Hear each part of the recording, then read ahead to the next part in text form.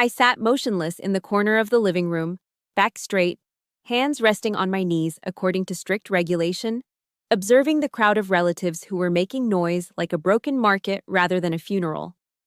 The lawyer had barely opened his mouth when my father stood up abruptly, cutting him off with a booming, domineering voice. The 3 properties in San Diego belong to my son. As for Olivia, the military has already raised her. She does not need and will not receive a single cent. Applause erupted, and my mother nodded in agreement. My throat tasted bitter. Not because of the lost money, but because of their naked cruelty. The pulse in my neck accelerated with rage, but my facial muscles remained in the frozen state forged through thousands of hours of duty. Ryan raised his wineglass toward me, his eyes full of the teasing look of a victor. He and this entire room had no idea, though, that Lieutenant Olivia Matthews did not come here to beg. I glanced at the metal briefcase locked tight at my feet, containing a truth that had lain dormant for 3 years, and wondered, how fast will their smiles fade when they realize that will is just a piece of scrap paper? The air in the Matthews estate in Pacific Beach was thick, suffocating under the scent of warm shrimp cocktail and cheap Chardonnay poured into expensive crystal flutes. 30 guests, mostly Ryan's drinking buddies and Dad's old business associates, were turning Grandma Margaret's wake into a networking mixer. No one mentioned her name. No one shared a memory of the woman who had built this family's fortune from a single delivery truck. They only whispered about property values and capital gains tax.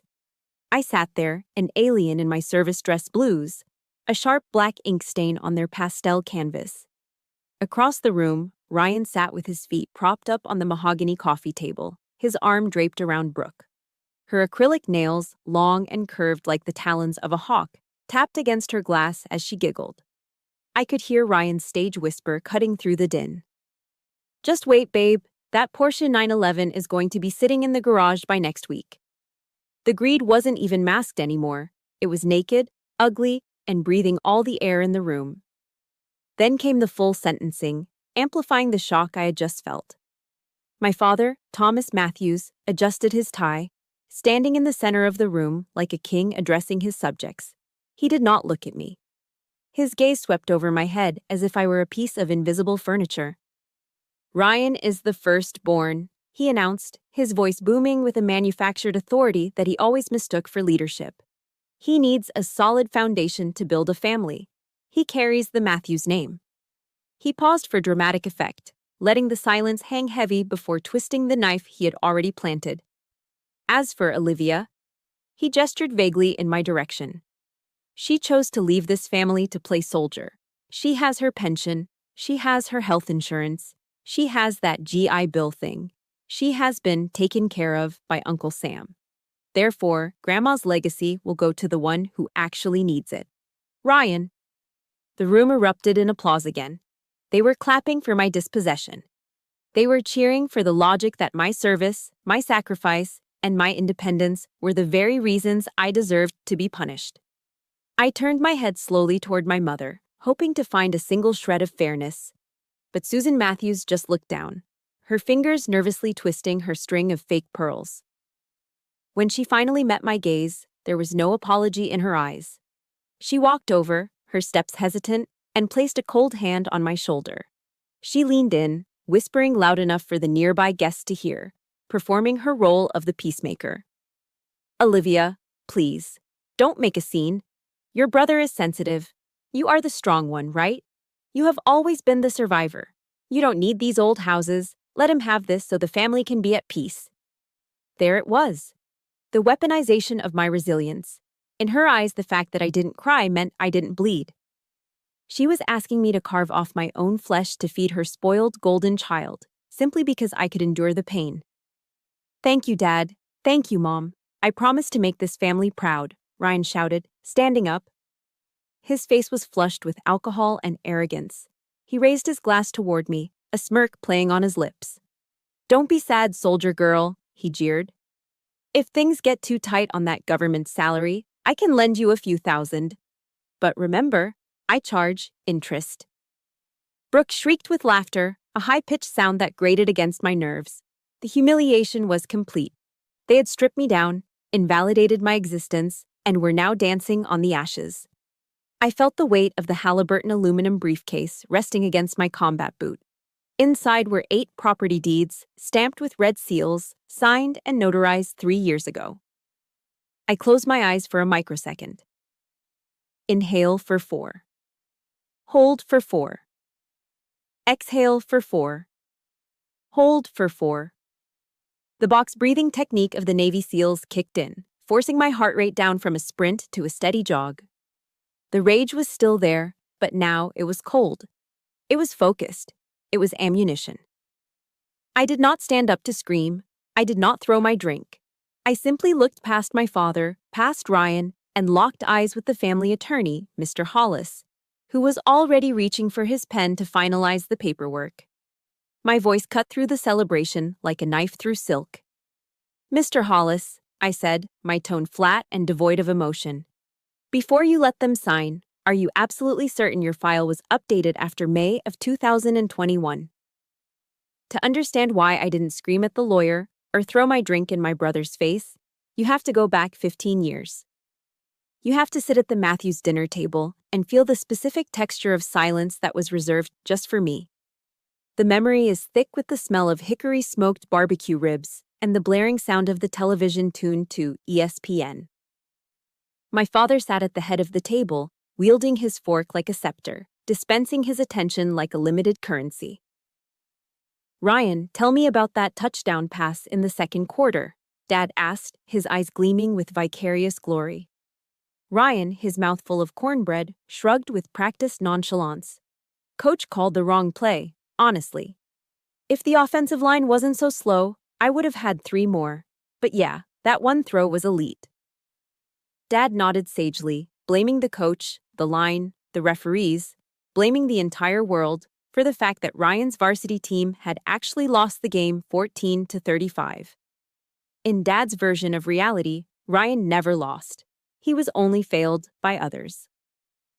At the far end of the table, I quietly slid a piece of paper onto the tablecloth. It was my semester report card. Straight A's, calculus, A+, physics, A. I smoothed the edges, waiting. I waited for a pause in the football commentary. I waited for a glance.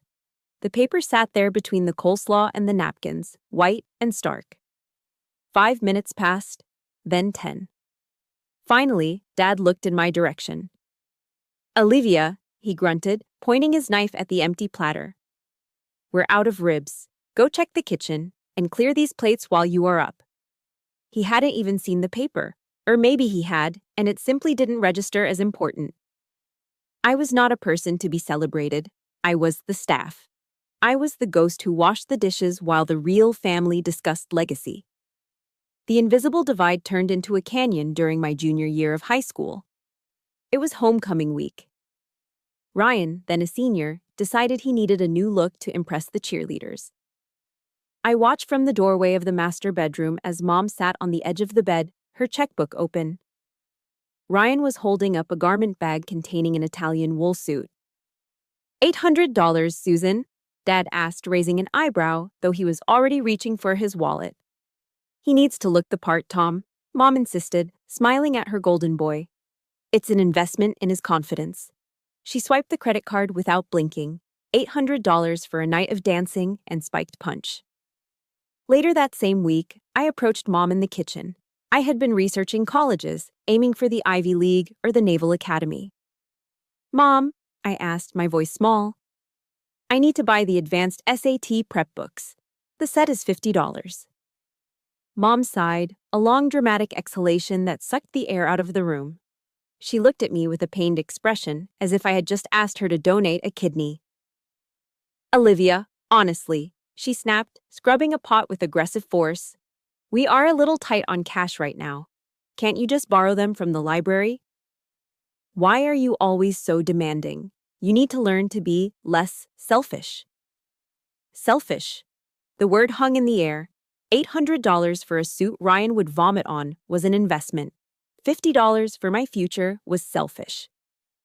That afternoon, as Ryan drove off in Dad's brand new Ford Mustang to pick up his date, I put on my cousin's hand-me-down dress that was 2 sizes too big. I realized then that in the ledger of the Matthews family, Ryan was an asset and I was a liability. The final severance happened 3 years later. I came home, my heart hammering against my ribs, clutching a thick envelope. I got in, I said, placing the acceptance letter to the Navy officer candidate school on the coffee table. Dad glanced at it during a commercial break. Navy, huh? Well, that's good. Saves me tuition money. He turned back to the screen. It suits you, Olivia. The military is structured. You don't need to worry about being overly feminine there. You just follow orders. No congratulations. No hug. No, I'm proud of you. Just relief that I was off the payroll and a backhanded comment about my womanhood. When the day came to report to Newport, Rhode Island, I packed my single duffel bag. I stood in the foyer, waiting. I can't drive you to the bus station, honey, Mom called out from upstairs. Ryan chipped a tooth opening a beer bottle. I have to get him to the dentist. And I have a tea time at 10, Dad added, checking his watch. You can call an Uber, right? You're independent. I took a Greyhound bus. As the heavy diesel engine roared to life and the bus pulled away from the curb, I looked out the window at the empty sidewalk. I realized I wasn't leaving my family because I never really had one. Newport was cold, wet, and miserable. They called it Hell Week for a reason. I was crawling through freezing mud, my lungs burning, while a drill instructor screamed inches from my face, insulting my weakness, my form, my very existence. And for the first time in my life, I felt peace. It sounds insane, but it was true. When the sergeant yelled at me, he wasn't doing it because I was Olivia, the invisible daughter. He was doing it because my push-up form was wrong. It was objective. It was fair. One morning, during inspection, the instructor stopped at my bunk. He took a quarter and bounced it off my sheets. It sprang into the air. He checked the corners, perfect 45-degree angles. He looked me in the eye. Outstanding candidate. That single word fed a hunger I didn't know I had. I learned the creed of Jocko Willink. Discipline equals freedom. The military didn't break me. It forged me. It taught me that love isn't a scarce resource you have to beg for at the dinner table. Respect is earned through action. Every morning I made my bed, I was building a wall between me and the people who made me feel small. I became hard. I became sharp. I became a weapon. And weapons do not cry when they are cut out of a will. They reload. My suspicions didn't start at the funeral. They started 3 years ago, during a 96-hour Liberty Pass I took to visit Grandma Margaret. As soon as I unlocked the front door of the ancestral home in the suburbs, the smell hit me. It wasn't the scent of lavender and baking bread I remembered from childhood. It was the heavy, cloying odor of wet drywall and mildew. I found Grandma sitting in her favorite armchair, a knitted blanket pulled up to her chin despite the mild California autumn.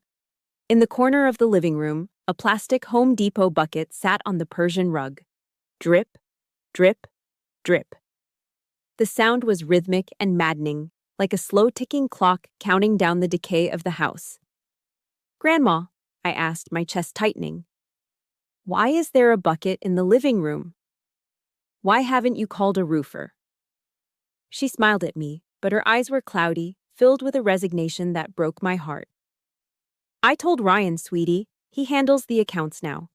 He said the roof quotes are astronomical. He said the maintenance fund is running on fumes. He told me I just have to be patient and wait out one more rainy season. I looked at the water-stained ceiling, then at the bucket filled with murky brown water. Running on fumes? Grandma owned 8 rental properties in San Diego, one of the hottest real estate markets in the country. Those units had been fully occupied since the 1990s. The idea that there wasn't enough cash to fix a patch of roof wasn't just unlikely, it was mathematically impossible. That night, after Grandma took her medication and went to sleep, I didn't go to bed. I went to the mahogany desk in the study and found the ledger. I am a Supply Corps officer. My day job involves managing millions of dollars in military assets, tracking supply chains from factories in the Midwest to carrier strike groups in the Pacific. I know how to spot a discrepancy. In my world, if a single screw is missing, we stop the line until we find it. Ryan's bookkeeping wasn't just messy, it was a crime scene. There were no original receipts, only scribbled notes in the margins. I ran my finger down the columns. Plumbing repair, $3,500. Landscaping service, $2,200 per month. I snorted in the quiet room. $2,200? For what? The rental properties had gravel yards and succulents that required zero water. He was billing the estate for a landscaping crew that likely didn't exist. The next morning, the sound of a V6 twin-turbo engine shattered the quiet of the neighborhood. I looked out the window to see Ryan pulling into the driveway. He wasn't driving his old sedan. He was behind the wheel of a brand-new Ford F-150 Raptor. The truck was a beast, painted a glossy code orange, sitting on 37-inch tires. Sticker price? At least $75,000. He hopped out, wearing Oakley sunglasses and holding a venti Starbucks cup. He looked like the picture of health and wealth, a stark contrast to the grandmother shivering inside her damp house. "Hey, sis," he called out, spotting me on the porch. "Home on leave?" I pointed a finger at the truck. "Nice ride, Ryan. Where did the money come from? Dad said you were between jobs." Ryan shrugged, taking a long sip of his $7 coffee. "Crypto, Olivia. You wouldn't understand. I made some smart moves with Bitcoin. Anyway, don't nag me about the roof. Materials are insane right now. Supply chain issues, you know?" He used the buzzwords he heard on the news to cover his tracks. He lied to my face without blinking. He lied while standing 10 feet away from the woman who raised him, the woman who was currently catching rainwater in a plastic bucket while he drove a tank that cost more than most people earn in a year. But I needed hard proof. I needed a smoking gun. I found it on page 42 of the ledger. HVAC replacement, Garnet Avenue property, $8,000. The date was from last month. I got in my car and drove straight to the rental on Garnet Avenue. It was a hot day, pushing 85 degrees. When the tenant, a guy named Mike, opened the door, a wave of heat hit me. He was sweating through his t-shirt. "New AC unit?" I asked, skipping the pleasantries. Mike let out a bitter laugh. "Are you kidding me?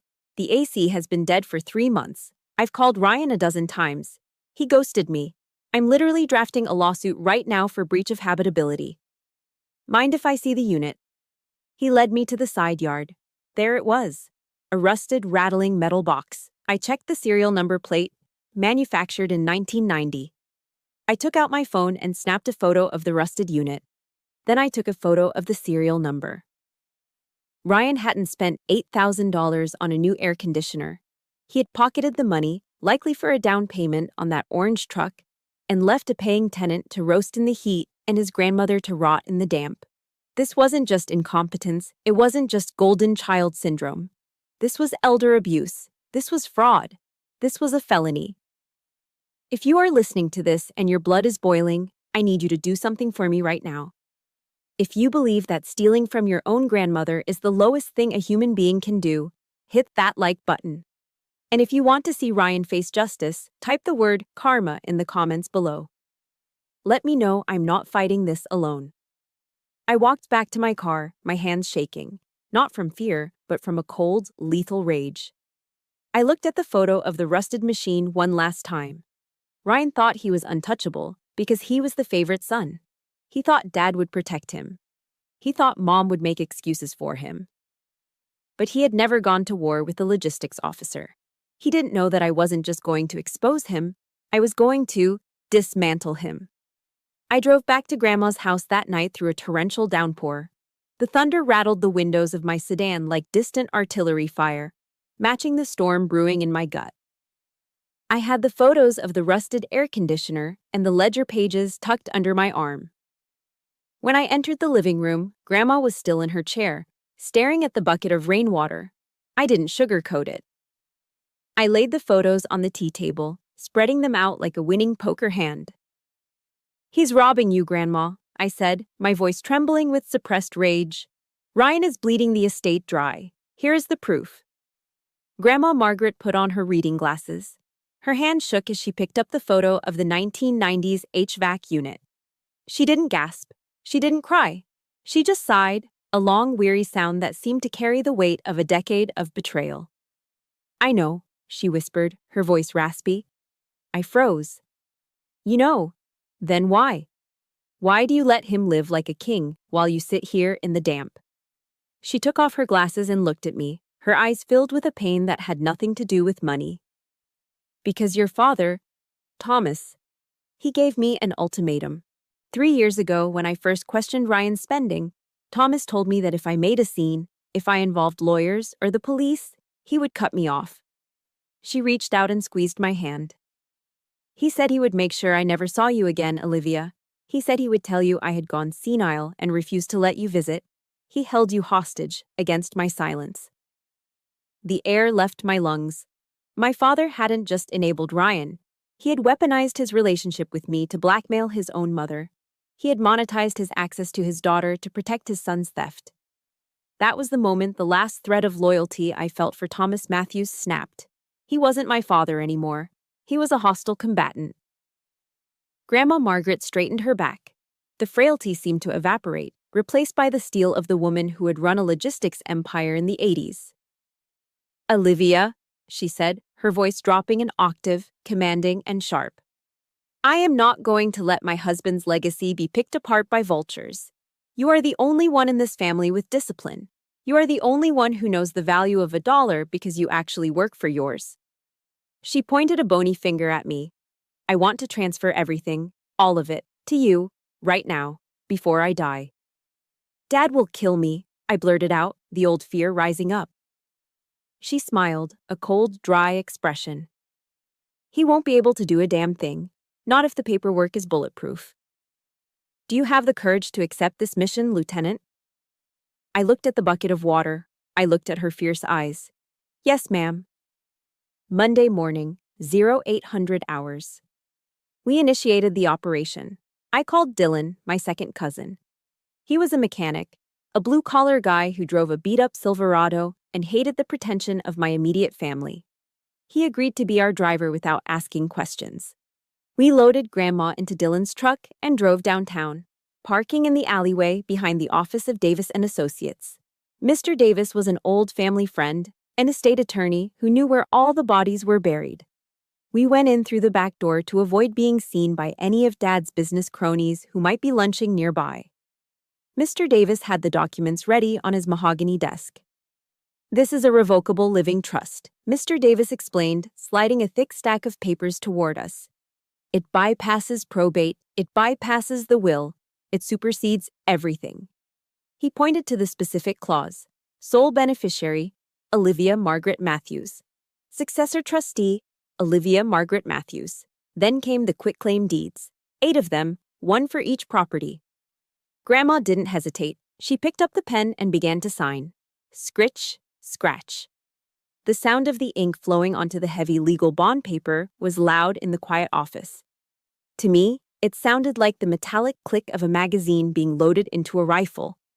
With every signature, she was stripping Ryan of his power. With every stamp of the notary's seal, she was reclaiming her dignity. Pacific Beach House, signed.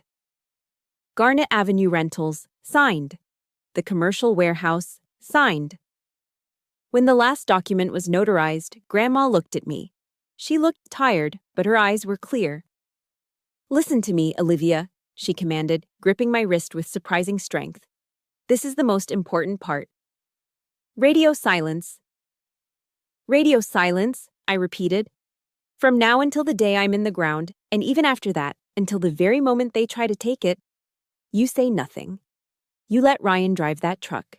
You let Thomas brag at the country club. You let them sleep soundly in their arrogance. You let them think they have won. Because when the enemy is comfortable, he is careless." I nodded, locking the strategy into my mind. "Understood." I walked out of that office carrying a secret worth millions of dollars. I went back to my unit. I deployed overseas. And for 3 agonizing years, I watched from a distance. I watched Ryan drain the bank accounts. I watched my parents fawn over him. I watched them treat me like a nuisance. I endured every insult, every snub, every condescending remark about my government salary. I held my tongue because I knew something they didn't. I knew that every dollar Ryan stole was just evidence building a case against him.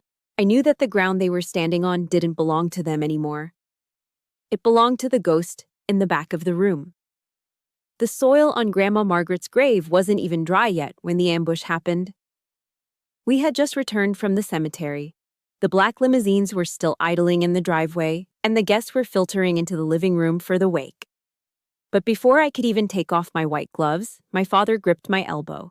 His fingers dug into my arm with a force that was less like a hug and more like a handcuff. "Study. Now," he muttered, his voice low and tight. "Family meeting." I followed him into his home office. The room smelled of old leather and expensive cigar smoke, the scent of a club I was never allowed to join. Dad marched behind his massive oak desk and sat down, assuming the position of the judge. Mom sat in the guest chair, dabbing her dry eyes with a tissue. Ryan leaned against the bookshelf, crossing his ankles, looking like a tragic victim who had just been terribly inconvenienced by a death in the family. On the desk, sitting alone on the green blotter, was a single document. Dad didn't waste time with pleasantries. He slid the paper toward me along with his heavy black resin Mont Blanc pen. "Sign it, Olivia," he ordered. I looked down. The title at the top read, "Disclaimer of Interest." "What is this?" I asked, though I knew exactly what it was. "It is a formality," Dad said, waving his hand dismissively. "It states that you voluntarily waive any claim to your grandmother's estate. It streamlines the transfer of assets to Ryan." "We don't want to get courts and lawyers involved, do we? That gets messy. That gets expensive. We are a family. We handle things internally." They weren't asking me. They were commanding me to rob myself. Before I could respond, Mom started her performance. She reached out and touched my hand, her face crumpling into a mask of maternal concern. "Olivia, sweetheart, please look at your brother," she said, gesturing to the 36-year-old man who was currently checking his text messages. "Ryan needs stability. He's getting married to Brooke. He needs to provide. You are gone all the time on your deployments. You aren't here to manage properties." She took a breath, and then she delivered the blow that she had been saving for years. "Besides, honey," she said, her voice dropping to a conspiratorial whisper, "you are a woman. Eventually, you will get married. You will change your name. The assets, they really should stay with the Matthews name. Ryan is the only son. He carries the legacy. You understand, don't you? It's just the natural order of things." My stomach turned. There it was. The sexism wasn't even subtle. In Susan Matthews's world, my biology rendered me incapable of stewardship. Because I didn't have the right plumbing, I didn't deserve the legacy. She was using my gender to validate her theft. Then Ryan pushed off the bookshelf and sauntered over. He put a heavy hand on my shoulder, squeezing it in a way that felt patronizing. "Come on, sis," he said, flashing a grin that didn't reach his eyes. "Don't be difficult. Sign the paper, and I'll make it worth your while.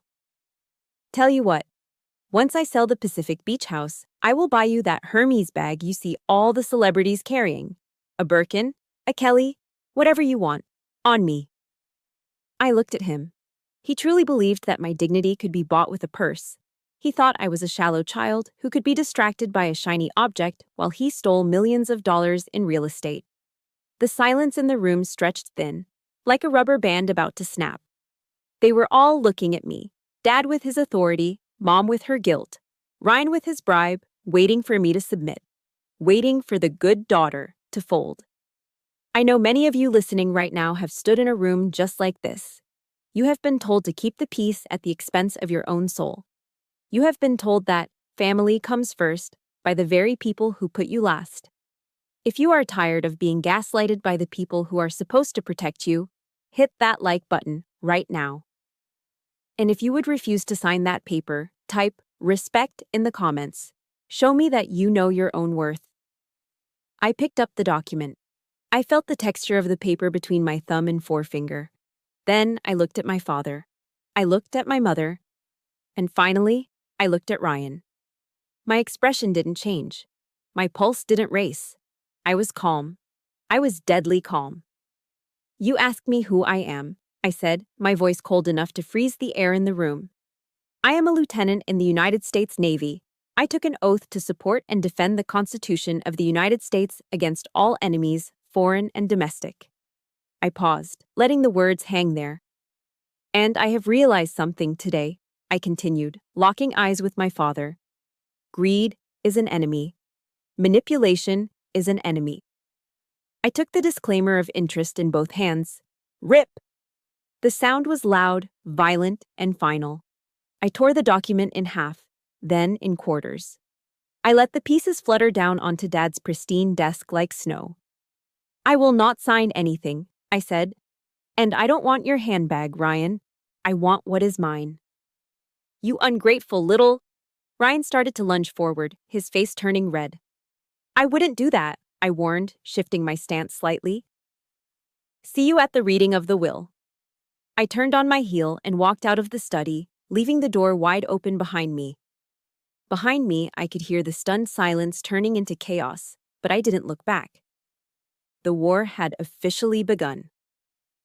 For the 3 days leading up to the reading of the will, I did not sleep. I did not eat. I operated on black coffee and the cold, hard adrenaline of a mission commander preparing for a strike. My temporary apartment in downtown San Diego looked less like a home and more like a tactical operations center. My dining table was buried under stacks of paper, legal pads, and the glowing blue light of 2 laptop screens. I wasn't just waiting for the meeting, I was building a case. I logged into the San Diego County Assessor's public portal. It is a dry, boring database to most people, but to me, it was a goldmine. I downloaded the transaction history for every single property in the Matthews portfolio. Then, I cross-referenced them with the bank statements I'd subpoenaed through the Living Trust's authority. What I found made my jaw tighten. Ryan hadn't just been stealing cash for maintenance fraud, he had been trying to leverage the equity of the houses.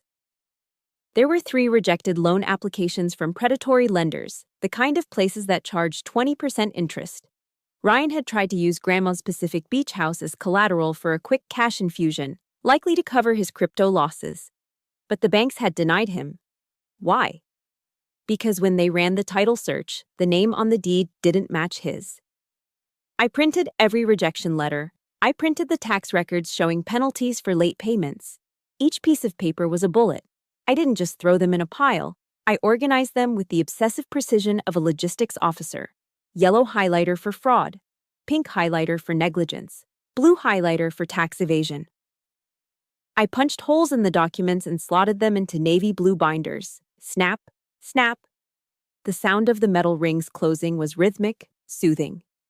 By Friday night, I didn't have a pile of complaints. I had a weaponized dossier. On Saturday morning, the day of the reckoning, I made one phone call. Dylan, I said when my cousin picked up. Are you free this afternoon? Yeah, he stammered, the sound of a wrench clanking in the background. Just fixing the truck. Why? I need you at the house for the reading of the will. 2 o'clock sharp. Wear a collared shirt. There was a long pause on the line. Dylan was a good kid, a mechanic who stayed out of family drama, but he wasn't stupid. Olivia, he said, his voice dropping. Are you really going to do this? Uncle Thomas? He isn't looking good. His blood pressure is high. If you blow this up, he might have a heart attack. I looked at the stack of evidence on my table. I thought about the bucket of rainwater in Grandma's living room. I thought about the way Dad had blackmailed his own mother. He made his choice, Dylan, I said, my voice flat. He chose his side 3 years ago.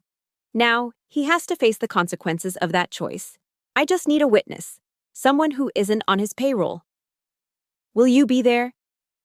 I'll be there, Dylan sighed. At 1300 hours, I began the ritual of suiting up. Most people would wear a black dress to a wake. They would wear something modest, blending in with the mourning crowd. But I wasn't going there to mourn. I was going there to preside over a court-martial. I opened my garment bag and pulled out my service dress blues. The fabric was heavy, immaculate, and lint-free. I stepped into the trousers, pulling them up and securing the waist. I buttoned the white shirt, ensuring the collar was starched stiff enough to cut glass. Then came the jacket. Double-breasted, gold buttons.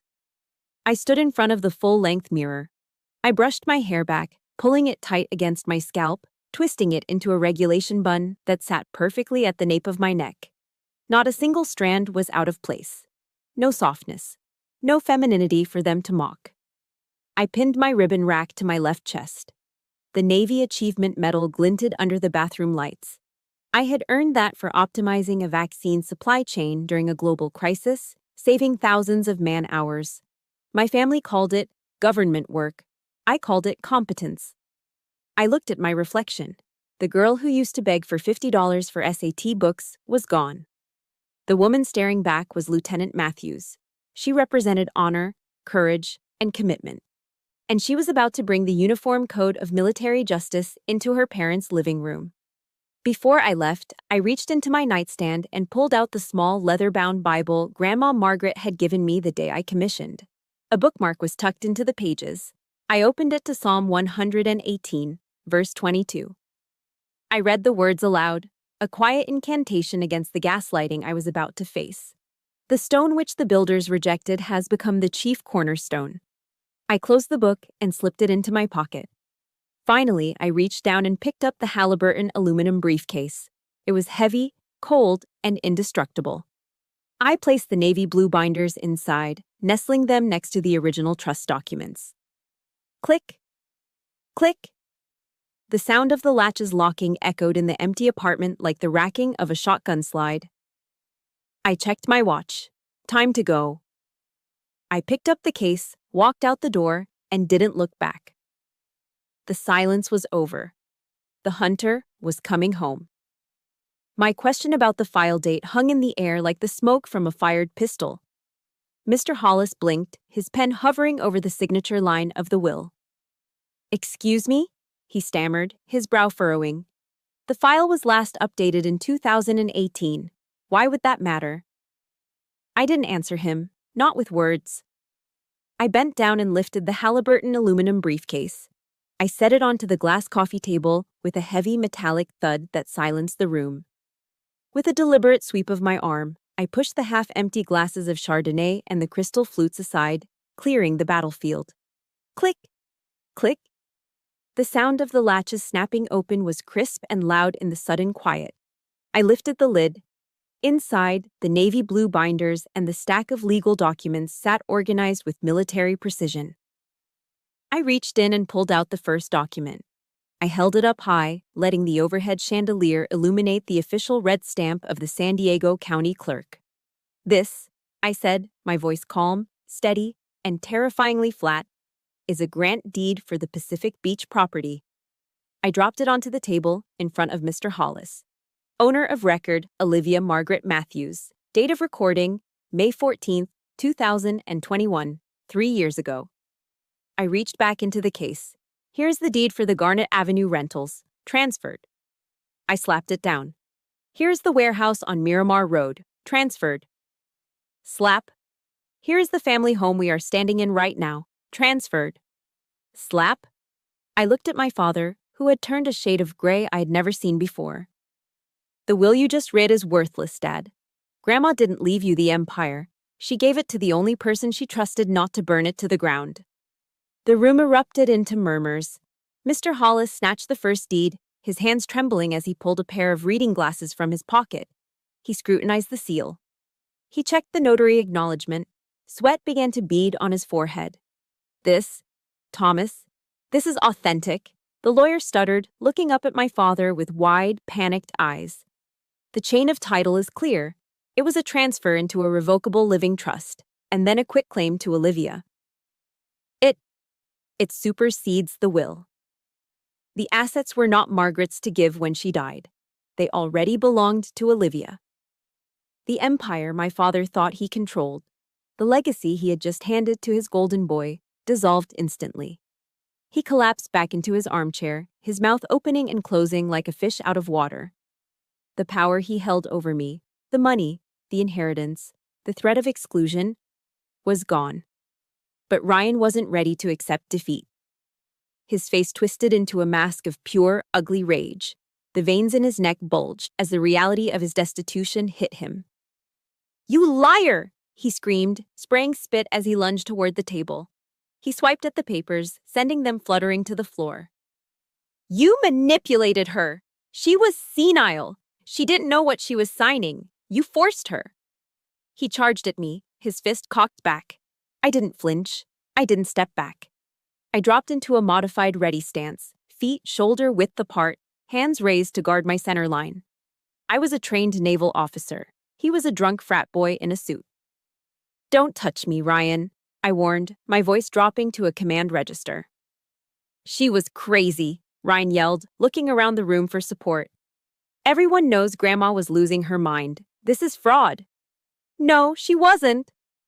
The voice came from the back of the room. Dylan, my cousin in his flannel shirt and work boots, stepped forward. He walked through the crowd of stunned guests until he stood next to me. I drove her to the lawyer's office, Ryan, Dylan said, his voice deep and steady.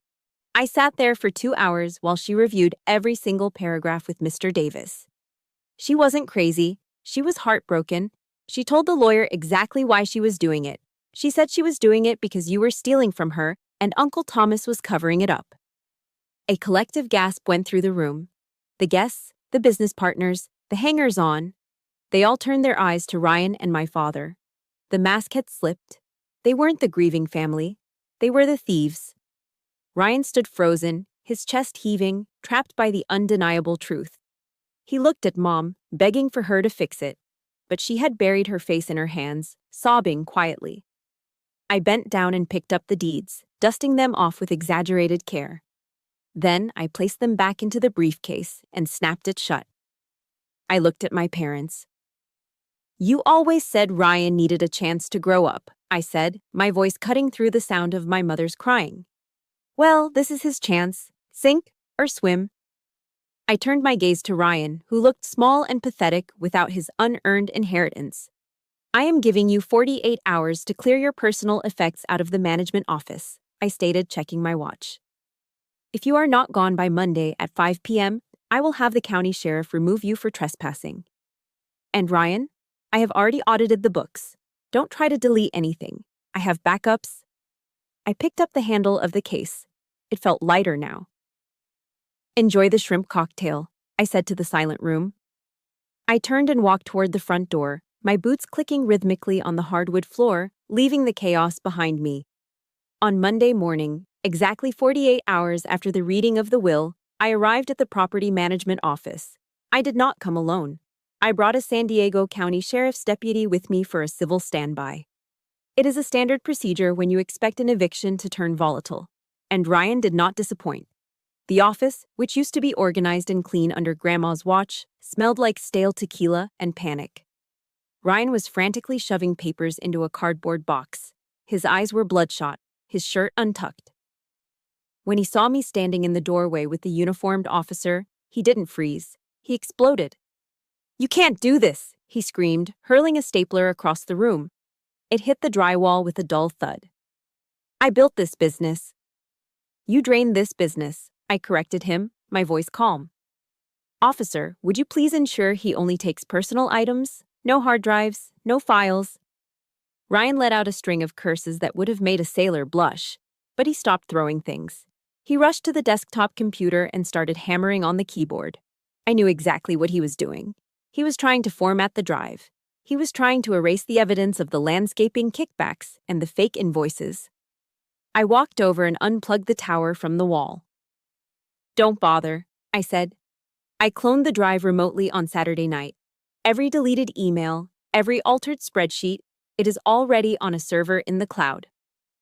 Ryan slumped into his chair, defeated by technology he didn't understand and a sister he had underestimated. Outside, the collapse of his facade continued with brutal efficiency. A tow truck was backing into the driveway. It wasn't just any tow truck. It was a repo man. The bank hadn't wasted time. Ryan hadn't made a payment on the Ford F-150 Raptor in 3 months. I watched through the window as the hook was attached to the bumper of the $70,000 truck.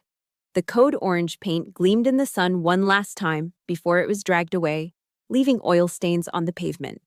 But the repo man was kind compared to Brooke. She arrived just as Ryan was being escorted out of the building with his box of desk toys. She wasn't there to comfort him. She had heard the news, probably from the text I sent to the tenants directing all future rent payments to the new trust account. She knew the gravy train had derailed. "You told me you owned those buildings," she shrieked, standing in the parking lot in her designer heels. "You told me you were a millionaire." "Babe, listen, it is just a legal mix-up," Ryan pleaded, reaching for her hand. She pulled back as if he were contagious. Then, she did something that made the sheriff look away in second-hand embarrassment. She pulled the diamond engagement ring off her finger. "I took this to the jeweler this morning to see what I could get for it," she yelled, throwing the ring at his chest. "It is cubic zirconia, Ryan. You proposed to me with a piece of glass." The ring bounced off his polo shirt and clattered onto the asphalt. Brooke didn't wait for an Uber. She got into her own car and peeled out of the lot, leaving Ryan standing there with nothing but a box of bobbleheads and a fake diamond in the dirt. My parents arrived 10 minutes too late to stop the carnage.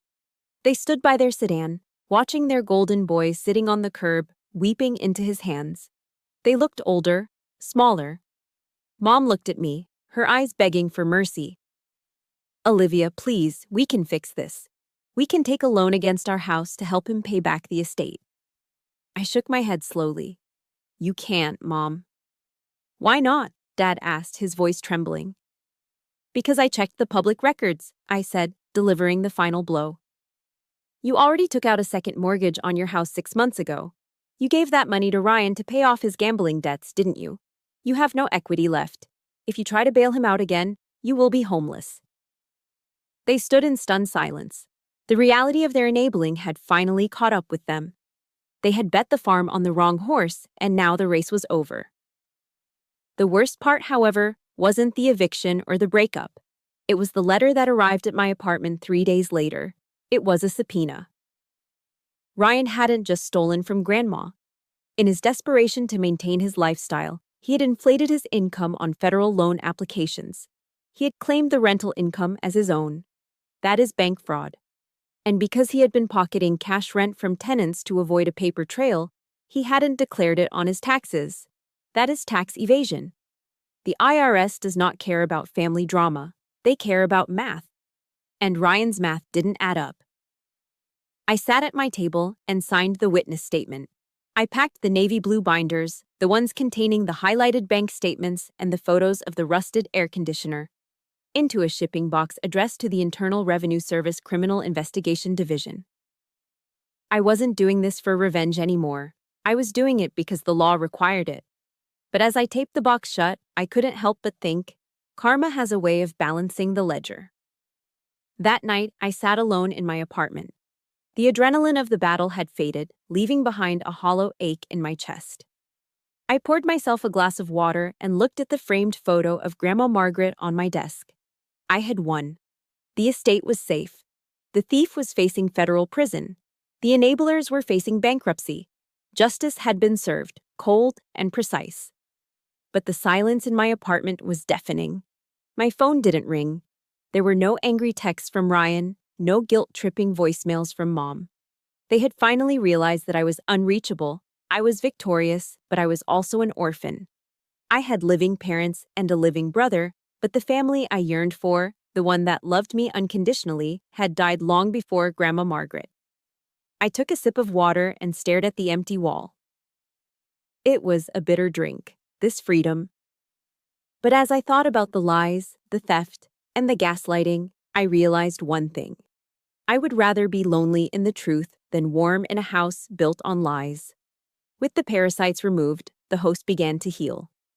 I treated the management of the Matthews estate not as a family hobby, but as a military operation. I replaced Ryan's chaotic, napkin-scribbled bookkeeping with standard operating procedures adapted from the Navy Supply Corps. The first rule I implemented was the 24-hour service level agreement. If a tenant reported a leak, a broken lock, or a faulty heater, a technician was on site within 1 day. No excuses, no supply chain lies. I fired every single one of Ryan's shady handyman friends, the ones who charged triple for labor and showed up drunk at noon. In their place, I signed exclusive contracts with a local construction firm owned by a Marine Corps veteran. For the first time in a decade, the rental units on Garnet Avenue were painted. The roofs were patched. The plumbing was overhauled. I didn't raise the rent by a single dollar. I simply stopped funding Ryan's lifestyle. And suddenly, the business was profitable enough to reinvest in itself.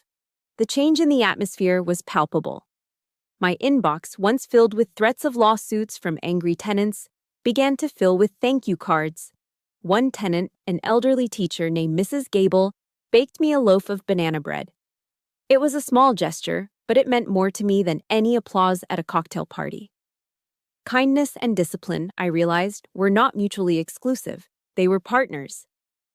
Once the business was stabilized, I turned my attention to the house, Grandma Margaret's home. I spent a week purging the property. I filled contractor bags with the tacky, expensive junk Ryan had bought with stolen money. The curved gaming monitors, the designer sneakers left in the closet, the humidors for cigars he didn't smoke. I threw them all into a dumpster. I was exorcising the greed from the walls. While cleaning out the master bedroom, I found a leather-bound journal tucked under Grandma's mattress. It was dated from 5 years ago. I sat on the edge of the bed, the afternoon sun filtering through the dust motes, and opened it. Halfway through, I found an entry that stopped my breath. Ryan has his father's charm, but he also has his father's weakness. He needs to be liked. Olivia is different. She has sad eyes, but they are steady. She reminds me of my husband. She doesn't ask for attention. She asks for work. She will be the firekeeper of this family, even if the others are too blind to see it. The tears came without warning. For 32 years, I'd believed I was the disappointment. I'd believed I was the cold, unlovable daughter. But she had seen me. She had seen the truth beneath the uniform. I wept until my chest ached, releasing a lifetime of rejection. When I was done, I took the portrait of Grandma Margaret, the one taken when she bought her first truck, and hung it above the fireplace. The house felt lighter. It was no longer a crime scene. It was a home again. 2 months later, my phone rang. The caller ID displayed Mom. I hesitated. My thumb hovered over the decline button, but duty is a hard habit to break. I answered. Olivia? Her voice was thin, trembling, stripped of the condescending tone she'd used in the study that day. Hello, Mom. It is your father, she said, her voice cracking. His blood pressure spiked. He's at Scripps Memorial. And, Olivia, the bank sent a notice of default. They are going to foreclose on our house. We can't pay the second mortgage. We have nothing left. She paused, waiting for me to jump in, waiting for the old Olivia to offer to fix it. Con, can you help us, please? For the family. I took a deep breath. I thought about the disclaimer of interest she tried to make me sign. I thought about how she told me to sacrifice my rights because I was a woman. I will call the hospital billing department, I said, my voice steady. I will pay for Dad's current stay directly to them. Oh, thank God, she sobbed. And the house? If you could just wire us $50,000, we could get current. No, I cut her off. What? I said no. I am not sending you cash, Mom. If I give you money, you will just find a way to funnel it to Ryan's legal defense fund or his next gambling scheme. I will ensure you have medical care, but I will not bail you out of your mortgage. You signed those papers. You bet your house on Ryan. You have to live with that bet. But we will be homeless, she cried. How can you be so cruel? It is not cruelty, Mom. It is accountability. I am teaching you the lesson you forgot to teach your son. I hung up before she could guilt me further. It hurt. It felt like cutting off a limb. But I knew that if I didn't hold that line, they would drag me down into the drowning pool with them. November arrived, bringing with it the cool coastal breeze. On Thanksgiving Day, I did not go to my parents' house. There was no shrimp cocktail. There were no pretenses. I hosted dinner at Grandma's house. The table was set with her good china. The air smelled of roasting turkey, sage stuffing, and wood smoke from the fireplace. My guests were a motley crew. There was Dylan, who had washed the grease off his hands and worn a nice shirt. There was Mrs. Gable from the rental unit. There were 2 of my fellow supply officers who didn't have family in town. And there was the contractor, the Marine veteran, who brought a pumpkin pie. We weren't bound by blood. We were bound by respect. I stood at the head of the table, the seat my father used to occupy like a tyrant. I raised my glass. To Margaret, I said. To Margaret, everyone echoed warmly. I looked around the table at the smiling faces. There was no tension. No one was trying to manipulate me. No one was judging my gender or my salary. I realized then that I had spent my whole life trying to earn a seat at a table where I was never wanted, when all along I had the power to build my own table. I had found my tribe. And for the first time in my life, on this Thanksgiving, I was truly thankful. 3 months after the dust settled, my father asked to meet me. He didn't choose the country club or the steakhouse where he used to hold court with his business partners. He chose a small retro diner off the Pacific Coast Highway, a place where the coffee is served in thick white mugs and the menus are laminated. I arrived 10 minutes early, a habit I would never break. I watched from the booth as his car pulled into the lot. He wasn't driving his luxury sedan anymore. He was behind the wheel of a 10-year-old Toyota Camry, its bumper dented, the paint fading under the California sun. When he walked in, I almost didn't recognize him. The man who had commanded the room at the funeral with his booming voice and tailored suit was gone. In his place was a man who looked 10 years older, his shoulders slumped in a polo shirt that hung loosely on his frame. He sat down opposite me. He didn't look me in the eye. He stared at his black coffee, his hands trembling slightly as he reached for the sugar packets. Ryan is facing trial next month, he said, his voice quiet, lacking its old resonance. He refuses to speak to us. He says it is our fault. He says we spoiled him so much he never learned how to survive. Dad let out a short, bitter laugh. And he is right. I stayed silent, letting him find his words. I was blind, Olivia, he whispered, finally looking up. His eyes were red-rimmed. I was so obsessed with the idea of the firstborn son, with the image of the Matthews name carried on by a man, that I couldn't see what was right in front of me. I had a diamond in my hand, and I threw it away to chase a piece of glass. It was the first time in 32 years that Thomas Matthews had admitted he was wrong. I looked at him across the Formica table. I waited for the anger to rise, for the old resentment to flare up, but it didn't come. Instead, I felt a strange, heavy pity. He had spent his life building a shrine to his ego, and now he was sitting in the rubble. I forgive you, Dad, I said softly. His head snapped up, surprise washing over his face. He looked like he expected me to scream, to gloat, to twist the knife. I am not doing it for you, I continued, my voice steady. I am doing it because I refuse to carry the weight of hating you for the rest of my life. That is a heavy pack to ruck, and I am setting it down. I leaned forward, establishing the perimeter of our new relationship. But forgiveness is not amnesia. I will ensure the trust pays for your medical bills. I will ensure you and Mom have a roof over your heads. But you will never again have a say in my life. You will never advise me on the business. And you will never, ever try to manipulate me again. Those are the terms. He nodded slowly, a single tear tracking through the stubble on his cheek.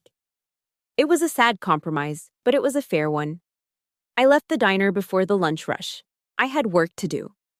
That afternoon, I met with Mr. Davis to finalize the newest amendment to the Matthews Family Trust. We weren't buying more properties. We were investing in people.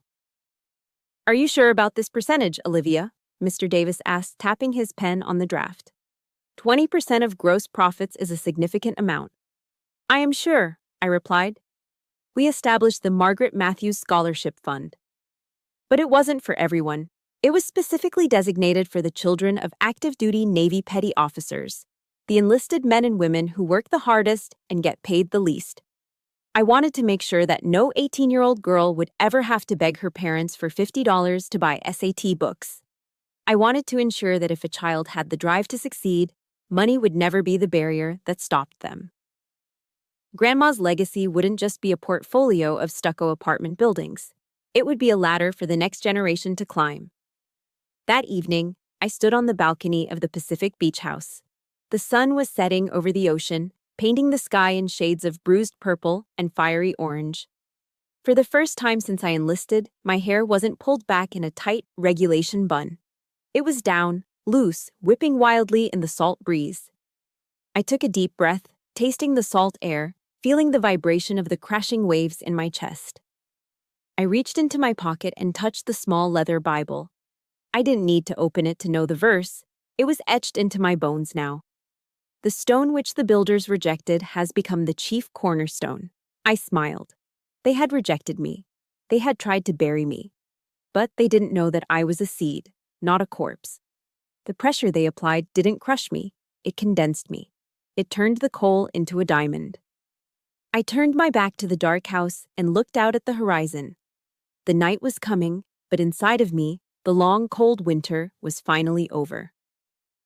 It was morning. The most expensive lesson I learned wasn't about real estate or living trusts. It was about self-worth. For years, I waited for an apology that was never going to come. I thought if I just achieved enough, served enough, or endured enough, my family would finally see my value. But here is the truth. You cannot dry the ink on a story that someone else is writing for you. You have to grab the pen. If you are the black sheep or the scapegoat, stop trying to dye your wool white to please people who are committed to misunderstanding you. Don't wait for a seat at a toxic table. Go build your own. Thank you for standing watch with me until the very end. I know many of you listening right now are fighting your own silent battles, gathering your own evidence, and holding the line against injustice. I want to hear from you. Have you ever had to cut ties to save your sanity? Or are you still planning your exit strategy? Type the word stone in the comments below if you are ready to become the cornerstone of your own life. And if this story gave you strength, please subscribe and share this with someone who needs to hear it. Remember, you are never alone. You are part of this tribe now. Dismissed.